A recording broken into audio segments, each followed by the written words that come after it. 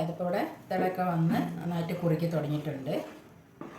അപ്പോൾ പരിപ്പ് ഇതൊക്കെ ഒന്നും കൂടെ ഒന്ന് തേങ്ങാപ്പാലിലൊക്കെ കിടന്ന് ഒന്നുകൂടെ കുറച്ച് സമയം കൂടെ വെന്ത് വന്നു. ഹായ്, അസ്സലാമു അലൈക്കും. തമ്പനയിൽ കണ്ട പോലെ തന്നെ ഒരു നൊസ്റ്റാൾജിക് നോമ്പ് തുറൻ്റെ റെസിപ്പിയാണ് ഇന്ന് ഷെയർ ചെയ്യണത്. അതായത് 2 ഉമ്മാമ്മമാരുടെ സ്പെഷ്യൽ റെസിപ്പീസാണ് ഷെയർ ചെയ്യണത്. ഉമ്മാമ്മമാരുടെ റെസിപ്പി ആയതുകൊണ്ട് തന്നെ ടേസ്റ്റിൻ്റെ കാര്യത്തിൽ ഒരു കോംപ്രമൈസും ഇല്ല. എന്നും ഓർക്കുമ്പോൾ എന്താ പറയുക, നാവിൽ വെള്ളം ഉറണ റെസിപ്പീസാണ്. അപ്പോൾ വീഡിയോയിലേക്ക് പോകുന്നതിന് മുമ്പായിട്ട് ഫസ്റ്റ് ടൈം വാച്ച് ചെയ്യണവർ സബ്സ്ക്രൈബ് ചെയ്ത് സപ്പോർട്ട് ചെയ്യാൻ മറക്കരുത്. ഒപ്പം തന്നെ തൊട്ടടുത്തുള്ള ഒരു ബെൽ ബട്ടണും കൂടി എനേബിൾ ചെയ്ത് വെക്കുക. ലേറ്റസ്റ്റ് ആയിട്ട് ചെയ്യണ വീഡിയോസ് മിസ്സാവാതെ കിട്ടും. അപ്പം വീഡിയോ കണ്ടുകൊണ്ടിരിക്കുമ്പോൾ ഇഷ്ടമാകുമ്പോൾ ലൈക്ക് ചെയ്യുക, ഷെയർ ചെയ്യുക, കമൻറ്റ് ചെയ്യുക. കൈ വെച്ചിട്ട് നന്നായിട്ട് മിക്സ് ചെയ്തെടുത്തിട്ടുണ്ട്. അപ്പോൾ എനിക്ക് തോന്നുന്നു ഈ ഒരു ബീഫ് കറിക്ക് ഇത്ര ടേസ്റ്റ് വരാൻ കാരണം എൻ്റെ ഒരു നൊസ്റ്റാൾജി എന്നാന്ന് തോന്നുന്നുണ്ട്. കാരണം ഇപ്പോഴും ഇങ്ങനെ ആലോചിക്കുമ്പോൾ വലിയമ്മൻ്റെ ആ ഒരു അടുത്ത് പോയിട്ട് ബീഫ് കറി കഴിക്കണതും ആ സമയത്ത് ഇങ്ങനെ അതൊരു തിളച്ച് വരുമ്പോഴുള്ള ആ ഒരു സ്മെല്ലും അതൊക്കെ ഉണ്ട് ഞാനിപ്പോഴും ഉണ്ടാക്കുമ്പോഴോ ഓർമ്മ വരുന്നത്. ഇനിയിപ്പോൾ അത് നമുക്ക് മാറ്റി വെച്ചിട്ടുള്ള ഒരു എല്ലിൻ്റെ പീസും കൂടെ ഇട്ട് കൊടുക്കുക. ആവശ്യത്തിന് വെള്ളം ചേർത്ത് കൊടുക്കുക. നന്നായിട്ടൊന്ന് മിക്സ് ചെയ്ത് വെക്കുക.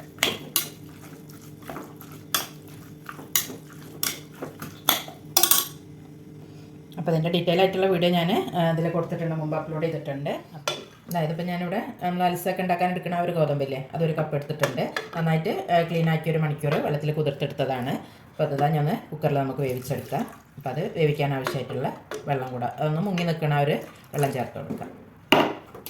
ഇതൊന്ന് വേവിച്ചെടുത്തിട്ട് വരാം. അപ്പോൾ ഗോതമ്പ് വേവിക്കാൻ വെച്ച് ഞാനൊരു 2 വിസിലാണ് വരുത്തിയിട്ടുണ്ടായിരുന്നത്. നമുക്ക് പ്രഷറൊന്ന് കൊടുത്തിട്ട് ഓപ്പൺ ആക്കി വെക്കാം. ഗോതമ്പ് ഇപ്പോൾ നന്നായിട്ട് തന്നെ വെന്ത് കിട്ടിയിട്ടില്ല, ഒരു 3/4 വേവൊക്കെ ആയിട്ടുണ്ട്. ഇനി ഞാനിതിലേക്ക് ചേർത്ത് കൊടുക്കുന്നത് കടലപ്പരിപ്പാണ്. നമ്മൾ ഗോതമ്പ് എടുത്ത ആ ഒരു കപ്പിന് 1/2 കപ്പ് കടലപ്പരിപ്പ് എടുത്തിട്ടുണ്ട്. അതും കൂടെ ഇതിലേക്കൊന്ന് ചേർത്ത് കൊടുക്കാം. കടലപ്പരിപ്പ് വെറുതെ ക്ലീൻ ആക്കി എടുത്തിട്ടുള്ളൂ, കുതിർത്ത് വെച്ചിട്ടൊന്നുമില്ല.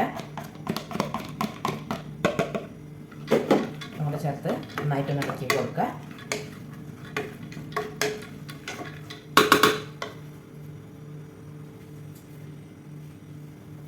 ഇതിലേക്ക് കുറച്ച് വെള്ളം കൂടെ ചേർത്ത് കൊടുക്കാം.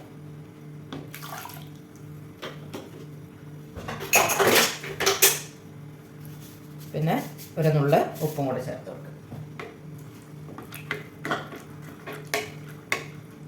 എല്ലാം കൂടെ നന്നായിട്ടൊന്ന് ഇളക്കി യോജിപ്പിച്ച് കൊടുക്കാം.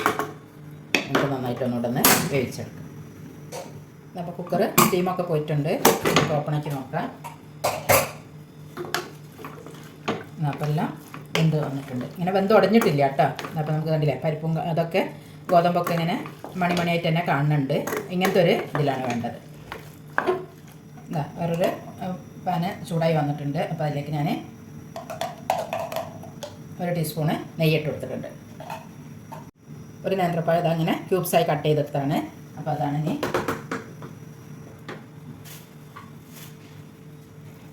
ഒരു പാനിലേക്ക് ഇട്ടിട്ട് നന്നായിട്ടൊന്ന് ഒപ്പിച്ചെടുക്കാം.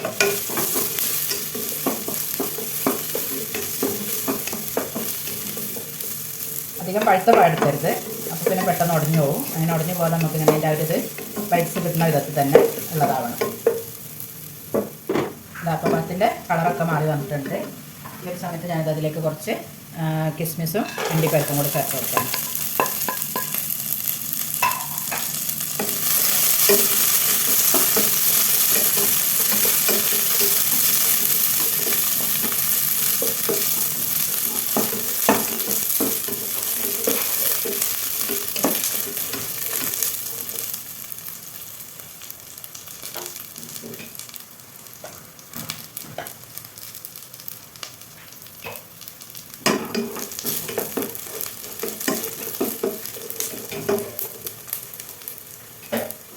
ഇപ്പോൾ ഇവിടെ റെഡി വന്നിട്ടുണ്ട്. നമുക്ക് നേരത്തെ വേവിച്ചിട്ട് ഒരു ഗോതമ്പ് ഇതങ്ങ് വെച്ചത്.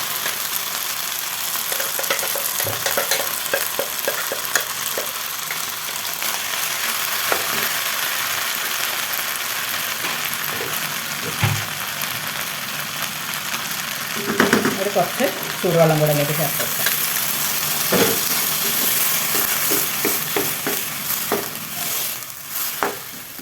എല്ലാം കൂടെ നന്നായിട്ടൊന്ന് ഇളക്കി യോജിപ്പിച്ചെടുക്കുക. ഇതാ ഞാൻ അതിലേക്ക് ചേർത്ത് കൊടുക്കുന്നത് 1 കപ്പ് തേങ്ങാപ്പാലാണ്. നല്ല കട്ടിയുള്ള തേങ്ങാപ്പാൽ ഒഴിച്ച് കൊടുക്കുക. വീണ്ടും നന്നായിട്ടൊന്ന് ഇളക്കി യോജിപ്പിക്കാം.